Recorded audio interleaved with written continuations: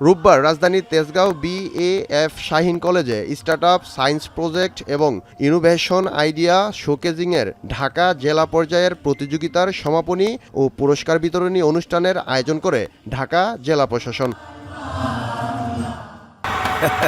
বিশ্বকাপ দেখুন বায়োস্কোপ প্লাসে, সব নেটওয়ার্কে, সব ডিভাইসে। অনুষ্ঠানে রাষ্ট্র বিনির্মাণে সৃজনশীল শিক্ষার গুরুত্ব তুলে ধরেন প্রধানমন্ত্রীর শিক্ষা ও গবেষণা বিষয়ক উপদেষ্টা মাহাদি আমিন। এ সময় সরকারের নানা পদক্ষেপের কথা জানান তিনি। আমরা চাই এমন বাংলাদেশ গড়তে যেখানে সরকারের সর্বোচ্চ আন্তরিকতা, ভালোবাসা এবং নীতিগত সহযোগিতা থাকবে। যেই শিক্ষার্থীর যেই কার্যক্রম, যেই পেশা করতে পছন্দ হয়, আমরা আমাদের সর্বোচ্চ সহযোগিতা দিয়ে শিক্ষার্থীদেরকে সেই পেশাতে তাদের মননশীলতার বহিঃপ্রকাশে ইনশাআল্লাহ সহযোগিতা করব। অনুষ্ঠানে শিক্ষামন্ত্রী বলেন, প্রধানমন্ত্রী তারেক রহমানের নেতৃত্বে বাস্তবমুখী শিক্ষা ব্যবস্থা তৈরি করা হবে। আমরা সৃজনশীল লেখাপড়া আনবো, আমরা বাস্তবমুখী শিক্ষা ব্যবস্থা করব, আমরা হিউম্যান ক্যাপিটাল ডেভেলপমেন্ট করব, আমরা কর্মদক্ষ মানব জাতি আমরা তৈরি করব। সেই প্রত্যয় নিয়ে আমরা এগিয়ে যাব।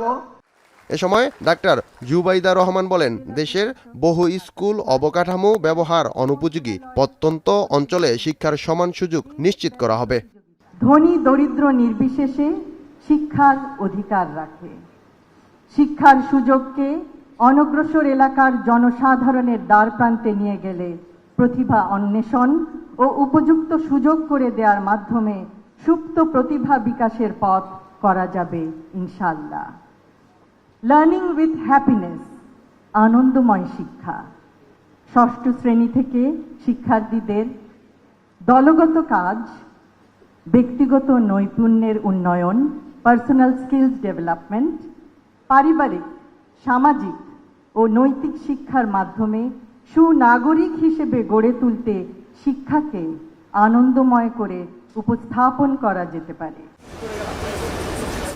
এর আগে কলেজ প্রাঙ্গণে শিক্ষার্থীদের স্টলে বৈজ্ঞানিক প্রজেক্ট পরিদর্শন করেন ডাক্তার জুবাইদা রহমান। অনুষ্ঠান শেষে শিক্ষার্থীদের মাঝে পুরস্কার বিতরণ করা হয়। ফেরদৌস রহমান, এখন, ঢাকা।